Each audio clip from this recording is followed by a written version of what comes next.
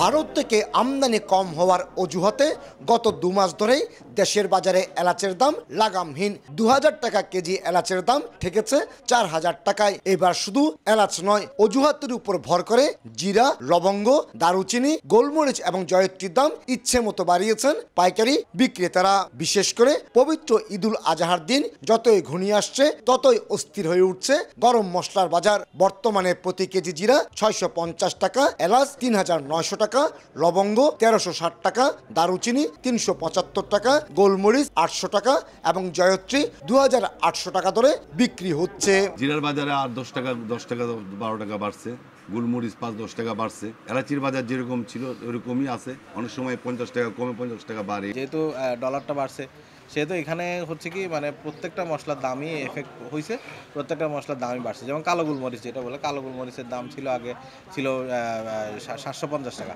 সেটা এখন 800 টাকা, 50 টাকা বেড়ে গেছে।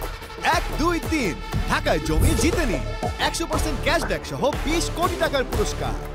চট্টগ্রাম কাস্টম হাউসের সবশেষ তথ্য অনুযায়ী চলতি বছরের প্রথম 5 মাসে চট্টগ্রাম বন্দর দিয়ে 24,267 মেট্রিক টন এলাচ, 41,346 মেট্রিক টন জিরা, 32,170 মেট্রিক টন লবঙ্গ এবং 29,446 মেট্রিক টন গোলমরিচ আমদানি হয়েছে, যা গত বছরের এই সময়ে আমদানির তুলনায় অনেক বেশি। কাস্টমস চেষ্টা করে যাচ্ছে দ্রুততম সময়ের মধ্যে তাদের যে প্রক্রিয়া সেটা পালন করে খালাস করে এটা যাতে গ্রাহকের কাছে সময় মতো পৌঁছে যায় এবং বাজারে কোনো ধরনের কৃত্রিম সংকট তৈরি না হয়। মূলত ভারত থেকে জিরা ও এলাচ ইন্দোনেশিয়া, চীন, ভিয়েতনাম, গুয়েতেমালা থেকে লবঙ্গ, দারুচিনি আমদানি করা হয়। এতদিন এসব দেশে উৎপাদন কম হওয়ার অজুহাত দেখালেও এখন তার সাথে নতুন করে যুক্ত হয়েছে টাকার বিপরীতে ডলারের দর বেড়ে যাওয়া। জিরা আর এলাচিটা বিশেষ করে এই ইন্ডিয়ার উপর নির্ভর করে। ইন্ডিয়া কিন্তু খুব ক্রাইসিস, এখন 60% ক্রপ ড্যামেজ হয়ে গেছে এবং ওদের যদি ক্রাইসিস হয়ে যায় আমাদের ক্রাইসিস বেড়ে যাবে। মশলার বাজারটা পুরোপুরি ডিপেন্ড করে ইম্পোর্টের উপরে, আমাদের তো নিজস্ব কোনো উৎপাদন নেই।